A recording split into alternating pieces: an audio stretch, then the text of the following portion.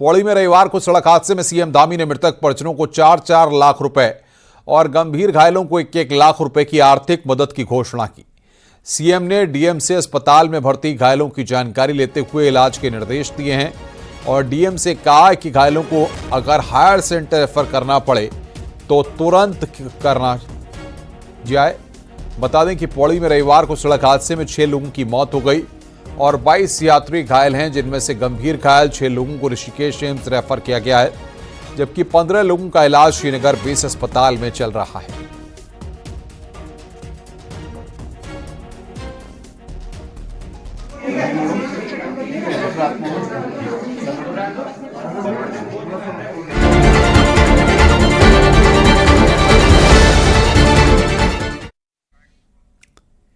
निकाय चुनाव के लिए सीएम धामी का चुनाव प्रचार लगातार जारी है। सीएम धामी ने नई टिहरी के चंबा में जनसभा को संबोधित किया और बीजेपी उम्मीदवार के लिए जनता से वोट की अपील की।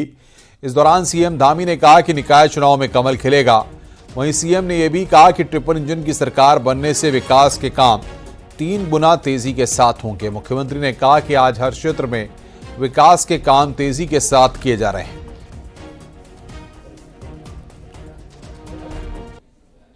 निकायों में भी भाजपा की ट्रिपल इंजन की सरकार होगी तो विकास 3 गुना गति से आगे बढ़ेगा। 3 गुना गति से यहां उन्नति होगी, 3 गुना से यहां की गति आगे बढ़ेगी। भाइयों बहनों, आज हम सभी जानते हैं हमारे प्रधानमंत्री आदरणीय नरेंद्र मोदी जी के मार्गदर्शन एवं सहयोग से आज हमारा राज्य उत्तराखंड विकास के मार्ग पर निरंतर आगे बढ़ रहा है। जहां एक और हजारों करोड़ रुपए की योजनाओं के माध्यम से चाहे आज ऑल वेदर रोडें हो, केदारनाथ धाम का पुनर्निर्माण हो, बद्रीनाथ धाम का मास्टर प्लान हो, उस पर अनेक विकास के कार्य किए जा रहे हैं। वहीं दूसरी ओर शहरों से लेकर सुदूरवर्ती हमारे पर्वतीय क्षेत्रों तक शिक्षा के क्षेत्र में, पेयजल के क्षेत्र में, सड़क के क्षेत्र में, स्वास्थ्य के क्षेत्र में, खेल के क्षेत्र में, हवाई कनेक्टिविटी के क्षेत्र में और इंफ्रास्ट्रक्चर को लगातार मजबूत किए जाने का काम किया जा रहा है। उत्तरकाशी के पुरोला नगर पालिका में बीजेपी ने प्रचार तेज कर दिया है। बीजेपी के लिए कांग्रेस और बीजेपी के बागी चुनौती बने हुए हैं। बीजेपी प्रत्याशी प्यारेलाल हिमानी घर घर जाकर बीजेपी के लिए वोट मांग रहे हैं। इसके साथ ही रैली निकालकर भी माहौल बनाया जा रहा है। यहाँ जो मुद्दे हैं, क्योंकि 2013 में नई नगर पंचायत बनी, बड़ी समस्याएं थी, रास्ते नहीं थे, आय के साधन नहीं थे, अपना कोई भवन नहीं था, कर्मचारी थे नहीं। और इस वक्त जो नगर पालिका परिषद बनी, थोड़ा बहुत उसमें विकास हुआ है, लेकिन जो मुख्य मुद्दे हैं यहाँ पर नगर पालिका पुरोला के, सबसे पहला मुद्दा है यहाँ का जाम का। उत्तराखंड निकाय चुनाव में भले ही यूपी के सीएम योगी आदित्यनाथ का अभी तक कोई प्रोग्राम फिक्स नहीं हुआ है, लेकिन बीजेपी की लिस्ट में बतौर स्टार प्रचारक उनका नाम जुड़ जाने भर से बीजेपी और कांग्रेस में सियासी बहस तेज हो गई है।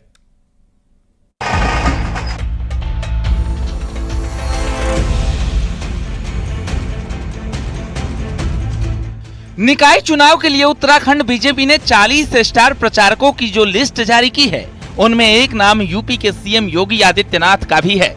बीजेपी मुस्लिम बाहुल्य हल्द्वानी समेत कुछ सीटों पर उनका कार्यक्रम लगा रही है। यही बात कांग्रेस को हजम नहीं हो रही। कांग्रेस नेता प्रीतम सिंह का कहना है कि काठ की हांडी बार बार नहीं चढ़ती। उन्होंने कहा कि बीजेपी डरी हुई है, इसलिए सांप्रदायिकता का कार्ड खेल रही है। भाजपा ने जो है प्रदेश से बाहर उत्तर प्रदेश के मुख्यमंत्री को भी स्टार प्रचारक बनाया, तो भाजपा डरी हुई और सहमी हुई है। उसको लगता है कि वो चुनाव हारेगी। सिर्फ सांप्रदायिकता का खेल खेल करके जो है चुनाव जीतने का जो मंसूबा भाजपा का है वो पूरा नहीं होगा। काट की हांडी 1-2 बार चढ़ती है, बार-बार नहीं। अब भारतीय जनता पार्टी को अपने राज्य के नेतृत्व पर भरोसा नहीं है कि उसके सारे निकाय चुनाव में उसकी वैतरणी पार हो रही। इसीलिए जो है योगी आदित्यनाथ जी को भी बुलाया जा रहा है, अन्य केंद्रीय नेताओं को भी बुलाया जा रहा है, और योगी आदित्यनाथ जी को तो ध्रुवीकरण की राजनीति के लिए उत्तराखंड भाजपा बुला रही है।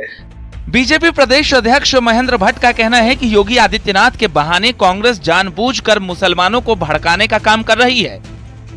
और योगी जी के आने के बाद जो यहाँ का देवतुल्य पक्ष है, जो यहाँ का बहुसंख्यक समाज है, उसके अंदर भी एक जागृति खड़ी होती है। तो क्या योगी जी के आने से मुसलमानों को कांग्रेस एक प्रकार से भड़काने का प्रयास कर रही है? इस प्रकार का माहौल बनाकर जब से कांग्रेस ने देवभूमि के अंदर काम किया है, कांग्रेस यहाँ पतन की ओर गई है। नगर निगम की हल्द्वानी जैसी कई सीटों पर मुस्लिम वोटर निर्णायक स्थिति में है। सीएम योगी आदित्यनाथ का दौरा कराकर बीजेपी इन सीटों पर अपनी जीत पुख्ता कराना चाहती है, तो कांग्रेस को डर है कि वोटों का ध्रुवीकरण हुआ तो सीट उसके हाथ से निकल सकती है। देहरादून से न्यूज 18 के लिए सुनील नप्रभात की रिपोर्ट।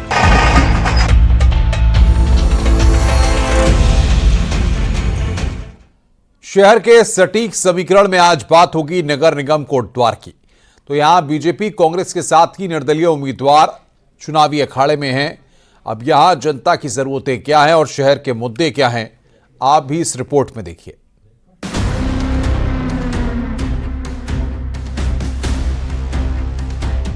कोटद्वार नगर निगम चुनाव बेहद दिलचस्प बन चुका है और उम्मीदवारों का इन दिनों डोर टू डोर अभियान से लेकर रैली और जनसभा का दौर जारी है। 2017 में कोटद्वार नगरपालिका को नगर निगम का दर्जा मिला और इसमें नए इलाकों को शामिल कर कुल 40 वार्ड बनाए गए और 2018 में नगर निगम के पहली बार इलेक्शन हुए। कोटद्वार नगर निगम क्षेत्र में कुल 1,18,433 वोटर्स हैं, जिसमें 59,866 महिला वोटर और 58,541 पुरुष वोटर शामिल हैं, जिसमें पूर्व सैनिकों के साथ बड़ी आबादी में मुस्लिम वोटर्स हैं, जो 23 जनवरी को मतदान करेंगे। ऐसे में शहर के मेयर के लिए बीजेपी ने पूर्व विधायक शैलेंद्र सिंह रावत तो कांग्रेस ने रंजना रावत को टिकट दिया है। वहीं यूकेडी और बीएसपी के साथ ही दोनों निर्दलीय प्रत्याशी भी चुनावी मैदान में हैं। मेरी विजन पहले दिन से काम करने का है। जो भी गंभीर समस्या है, ज्वलंत समस्या है, चाहे मोटर नगर हो, सब्जी मंडी का सेपरेशन हो, ऑटो स्टैंड हो, टैक्सी स्टैंड हो, ट्रेंचिंग ग्राउंड हो, आपके आवारा पशुओं का विषय हो, इन चीज़ों को सबसे मजबूती के साथ जो मेरे अधिकार क्षेत्र में आता होगा काम, मैं 100% धरातल पर पहले दिन से उतारने का प्रयास करूंगा। सरकार आती है हमारी तो हम लोग टैक्स नहीं लागू होने देंगे। आपका सिटी बस का मुद्दा है, जो दूर से आते हैं सिटी बसेस लगाएंगे हम यहाँ पे। ट्रेंचिंग ग्राउंड में हम ट्रीटमेंट प्लांट लगाएंगे जिससे रिसाइकिलों के कूड़े का खाद बने। लाइब्रेरी बनवाएंगे अपने बच्चों के लिए, यहाँ पे हम लोग पार्क्स, मिनी पार्क्स बनवाएंगे। तकरीबन 47,000 पूर्व सैनिक, आश्रित और उनके रिलेटिव कोटद्वार में निवासरत हैं और उनमें से मुझे अपने ऊपर पूरा विश्वास है, क्योंकि वर्तमान में जिस प्रकार 12 साल पहले एक घटना को अंजाम दिया गया। सभी प्रत्याशी जनता के बीच उन्हें वोट करने की अपील लेकर पहुंच रहे हैं, तो वहीं जनता ऐसे प्रत्याशी को मेयर पद पर चुनना चाहती है जिसके पास शहर को सुव्यवस्थित और सुंदर बनाने का विजन हो।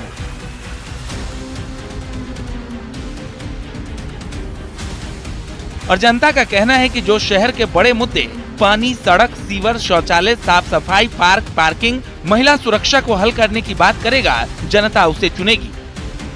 मैं चाहती हूँ कि मेन कंसर्न हो सड़कों की साफ सफाई हो और जो स्ट्रीट्स, डॉग वगैरह या फिर काऊ वगैरह होते हैं उनके लिए कोई शेल्टर प्रोवाइड हो, ताकि ये इन गायों की वजह से बहुत सारे एक्सीडेंट क्रिएट हो जाते हैं। की हालत आपको पता ही है। और दूसरा मुद्दा ये बताना चाहूँगा मैं आपका कि जो ये आवारा सांड रहते हैं, ये एकदम से कभी आ जाते हैं। जैसे गाड़ी चला रहे हैं, चाहे वो हल्के चला रहे हो चाहे तेज़ चला रहे हो, कभी भी एकदम से आ जाते हैं। और मेन रहेगा, जैसे मैं आपको बताया, मैं मतलब सुबह यहाँ कोचिंग आता हूँ तो इतना अंधेरा रहता है ना, वहाँ स्ट्रीट लाइट भी नहीं है। नगर निगम की चुनावी जंग जारी है और सभी उम्मीदवार जी जान से प्रचार में जुटे हैं, लेकिन देखना होगा कि कौन सा उम्मीदवार जनता के उम्मीदों पर खरा उतरता है। न्यूज 18 के लिए कोटद्वार से अनुपम भारद्वाज की रिपोर्ट। रुड़की से बड़ी खबर है, जहां पर मंगलौर कोतवाली इलाके में देर रात पुलिस और बदमाशों के बीच एनकाउंटर हुआ। एनकाउंटर में 25,000 के इनामी बदमाश के पैर में गोली लगी है, जबकि मौके का फायदा उठाकर एक बदमाश फरार हो गया, जिसकी तलाश पुलिस कर रही है। वहीं एनकाउंटर में घायल बदमाश को इलाज के लिए अस्पताल में भर्ती कराया गया। घायल बदमाश उत्तर प्रदेश के पुरकाजी का रहने वाला है और इस पर 22 मुकदमे दर्ज हैं। इस बीच मंगलौर के पास से एक गाड़ी बहुत तेजी से निकली थी, जिसे चौकी इंचार्ज मंगलौर द्वारा इंगित किया गया कि गाड़ी बहुत तेज़ी से निकली है, इसे रोकने का प्रयास किया गया, लेकिन वो मोटरसाइकिल लिबरेडी की ओर को मुड़ के नहर पटरी की ओर को भागने लगी। वहाँ पर पुलिस के द्वारा दूसरी ओर से उसे इंटरसेप्ट करने की कोशिश की।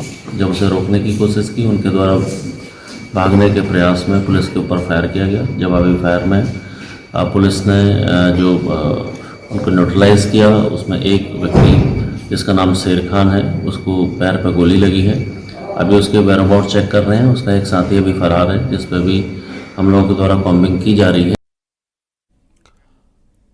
देहरादून में 3 लड़कों को बाइक से स्टंट करना भारी पड़ गया। बिरलाना पुल पर बाइकर्स ने स्टंट किया और वीडियो को सोशल मीडिया में पोस्ट कर दिया। वहीं वीडियो वायरल होने पर पुलिस ने 3 लड़कों को पकड़ा है और उनकी बाइक भी सीज कर दी। रानी पोखरी पुलिस ने कार्रवाई की है।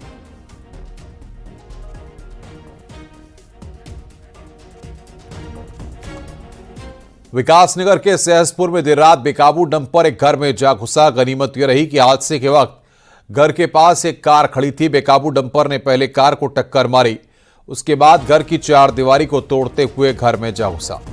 कार में टक्कर से डंपर की रफ्तार कम हो गई, जिससे एक बड़ा हादसा होने से टल गया। हादसे के वक्त घर के अंदर लोग सो रहे थे। डंपर की टक्कर से घर को काफी नुकसान हुआ है।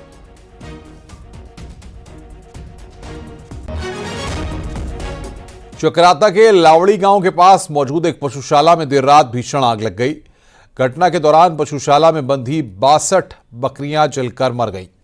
आग लगने की वजह फिलहाल साफ नहीं है। अंदाजा लगाया जा रहा है कि देर रात आग सेकने के बाद किसान शायद अलाव को बुझाना भूल गया, जिसके कारण यह भीषण हादसा हो गया।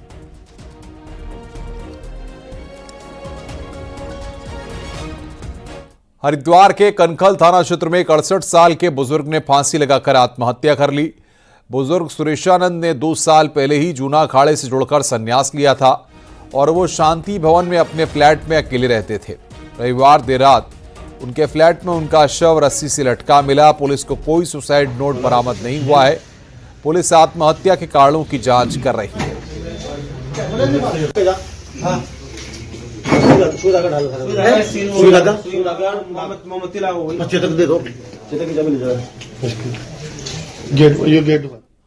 रुक रहे हैं यहां पर एक ब्रेक के लिए। खबरों का सिलसिला लगातार जारी है।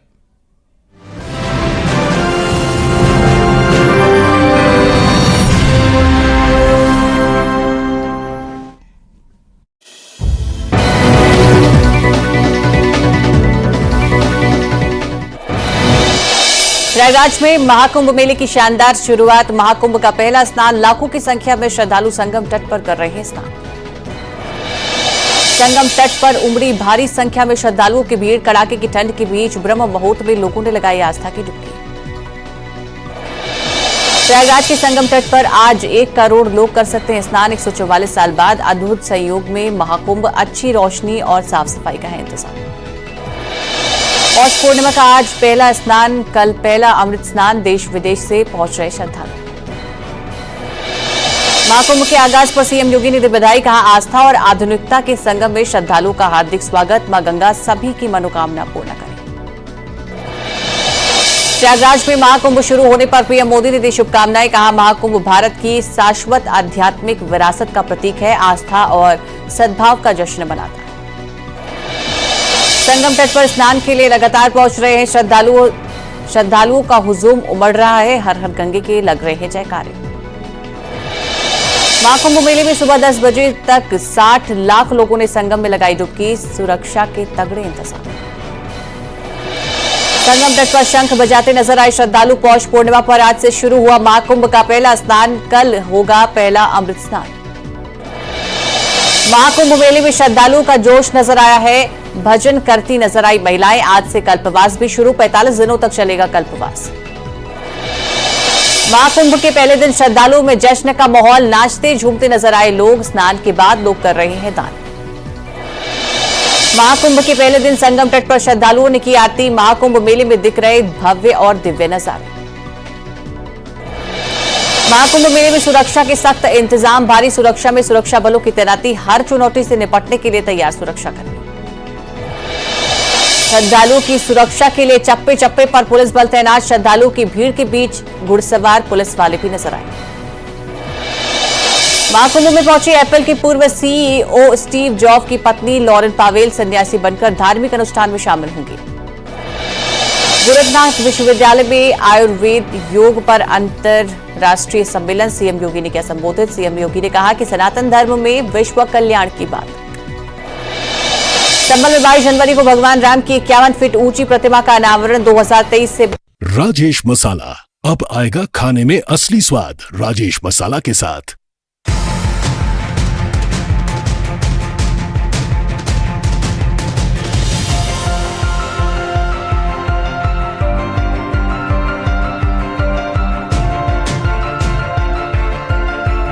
Headlines presented by राजेश मसाला अब आएगा खाने में असली स्वाद। राजेश मसाला के साथ।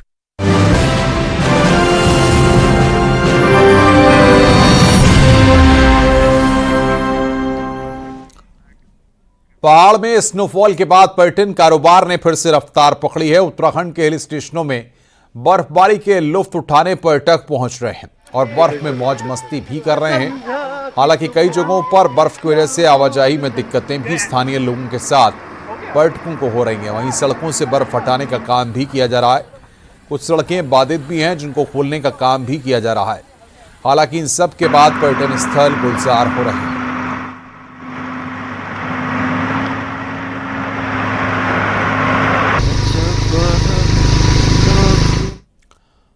उत्तरकाशी के ऊंचाई वाले क्षेत्र गुलाबी कांठा ट्रैक पर भी बड़ी संख्या में पर्यटक पहुंच रहे हैं और बर्फ का मजा ले रहे हैं। यहां के सुंदर नजारे देख पर्यटक काफी खुश हैं। बर्फबारी के बाद पूरी घाटी सफेद चादर से ढक गई है।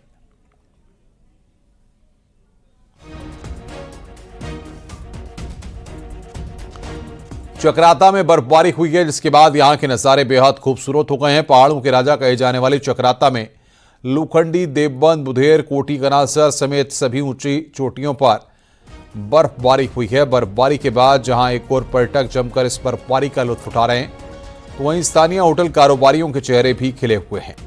इस बार पिछले सालों के मुकाबले कई गुना रिकॉर्ड तौर पर्यटक चक्राता घूमने पहुंच रहे हैं। आया था मैं लोखंडी स्नोफॉल देखने, दिल्ली से स्पेशली स्नोफॉल देखने आया था और सपना सच हो चुका है। यहाँ पे लाइव स्नोफॉल देखने को मिली। आज सुबह से स्नोफॉल हो रही थी, देख सकते हैं। बहुत मजा आ रहा है। जिसको भी स्नोफॉल देखनी है वो लोखंडी में बहुत स्ट्रांगली रिकमेंड करूंगा क्योंकि यहाँ पे एक तो होटल्स वगैरह, मैनेजमेंट वगैरह सब बहुत अच्छा है और मजा भी बहुत आता है। पीसफुल जगह है, फैमिली के साथ जरूर आइएगा। बागेश्वर में आज से उत्तरायणी मेले का आगाज होगा। वहीं मेले के शुभारंभ से पहले भव्य झांकियां निकाली गईं। पूरे बाजार में झांकी निकाली गई। इसमें आर्मी बैंड की झांकी भी थी। ये मेला हर साल मकर संक्रांति के अवसर पर आयोजित किया जाता है और मेले में दूर दूर से श्रद्धालु सरयू और गोमती नदियों के संगम पर स्नान करते हैं। इस साल मेले में कई सांस्कृतिक कार्यक्रम और स्थानीय उत्पादों की प्रदर्शनी भी लगाई जाएगी।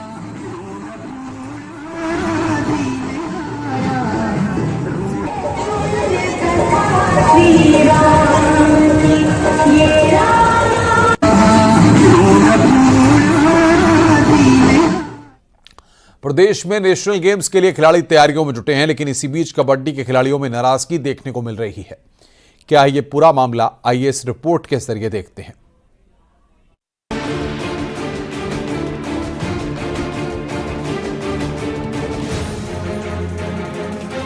प्रदेश में 28 जनवरी से राष्ट्रीय खेलों की शुरुआत होनी है जो 14 फरवरी तक चलेगी। इन खेलों में उत्तराखंड के खिलाड़ियों को अच्छा प्रदर्शन करने के लिए खेल विभाग ने सभी खेलों के लिए कैंपों की व्यवस्था की है ताकि खिलाड़ी नेशनल गेम्स के लिए तैयार हो सके।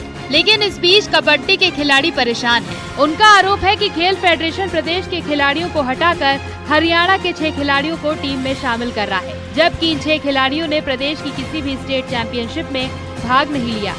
जब कैंप की लिस्ट आने वाली थी तो इसमें पता चला कि 6 लड़के बाहर के हैं, वो उत्तराखंड के नहीं है। ना इन्होंने कुछ स्टेट खेला है, ना ही कुछ ट्रायल दिया है। जो कि स्टेट चैंपियनशिप हुई थी, हाँ, उसमें नहीं थे। स्टेट चैंपियनशिप इसमें ये है कि बाहर के खिलाड़ी नहीं खेल सकते। अदर स्टेट के उत्तराखंड के होने चाहिए, मतलब अपने स्टेट के होने चाहिए। हरिद्वार के कटारिया स्टेडियम में कबड्डी का नेशनल गेम्स आयोजित होना है और इसके लिए वही खिलाड़ियों के कैंप भी लगाए गए हैं। लेकिन अंतिम चरण में अचानक से बाहरी राज्यों के खिलाड़ी शामिल होने से प्रदेश के खिलाड़ियों में नाराजगी है।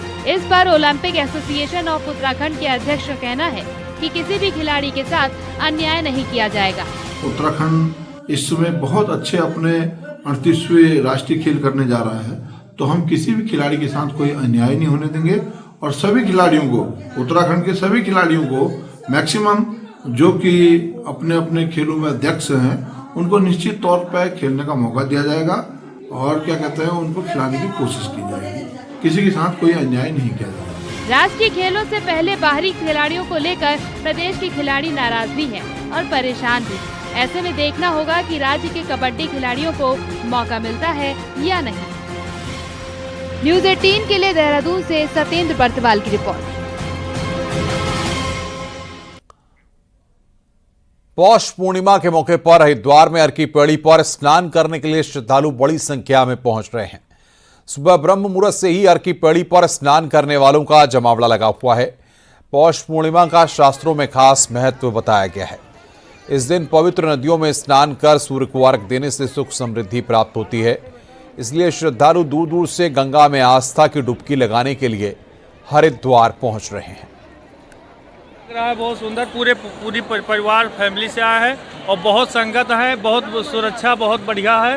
यहाँ का सुरक्षा देख के बहुत सुंदर लगा। नहाने में के दौरान नहीं बस सर्दी उतना कोई ज़्यादा नहीं है, बस खाली एक बुड्डी मारो और सारा सर्दी खत्म।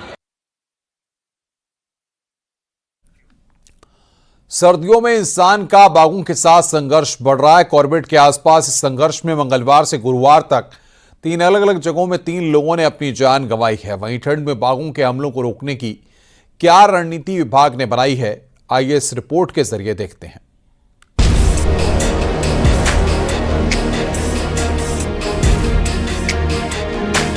बाघ के साथ बढ़ रहे इंसान के संघर्ष की घटनाओं ने वन्यजीव प्रेमियों के माथे पर भी बल डाल दिए हैं। वन्यजीव प्रेमी मानते हैं कि सर्दियों में लोगों का जंगल में दखल बढ़ता है। लोग चारा पत्ती और लकड़ी के लिए जंगल का रुख करते हैं और ये सीजन बाघों के समागम का भी होता है, जिससे मानव वन्यजीव संघर्ष में इजाफा देखने को मिलता है। ऐसे में जंगलों की केयरिंग कैपेसिटी पर भी रिसर्च की जरूरत है। तो जंगलों पर निर्भरता सबसे पहले कम करनी पड़ेगी। दूसरा, अंदर का जो वास स्थल है वो सुधारना पड़ेगा, जिससे बाघ जो है उसको भोजन अंदर मिले और उसको बाहर न भटकना पड़े। साथ ही साथ जो कॉरिडोर्स है जो वो पुनर्स्थापित किए जाएं, जिससे कि बाघों का जो आवागमन हो वो एक जंगल से दूसरे जंगल में फ्री हो मूवमेंट। और कैरिंग कैपेसिटी हमें देखनी पड़ेगी, क्योंकि जब संख्या बढ़ती है तो उससे व्यवहार में भी परिवर्तन आता है। वन विभाग भी मानव वन्यजीव बढ़ते संघर्ष से चिंतित है। फिलहाल वो ग्रामीणों के लिए चारा पत्ती और लकड़ी का इंतजाम करने की बात कर रहा है, जिससे लोगों का जंगल में जाना कम हो सके। इसके साथ ही आने वाले समय के लिए भी एक कार्य योजना बनाने के लिए उच्च स्तर को लिखा जाएगा। लेकिन लॉन्ग टर्म के लिए भी सोचना पड़ेगा। अभी हमको ऊपर के लिए उच्च स्तर के लिए भी लिख रहे हैं कि एक 5 ईयर प्लान जैसा हमको बनाना पड़ेगा। कहीं भी ह्यूमन वाइल्ड लाइफ कॉन्फ्लिक्ट होता है तो कहीं टूरिज्म का पैसे जो होता है उसके भी कोई कुछ revolving fund human wild life conflict resolution के लिए रखे, ताकि जो भी पैसे अर्निंग हो रहा है हमारा टूरिज्म, वो पैसे थोड़ा या human wild life conflict mitigation के लिए भी मिल जाए। हर साल सर्दियां कॉर्बेट के आसपास के ग्रामीणों के लिए मुसीबत का सबब बन रही है। बाघ और इंसान का टकराव बढ़ रहा है। ऐसे में विभाग को जल्द ही कुछ ठोस उपाय करने होंगे, जिससे कि इस संघर्ष को कम किया जा सके। न्यूज़ 18 के लिए रामनगर से गोविंद पाटनी की रिपोर्ट।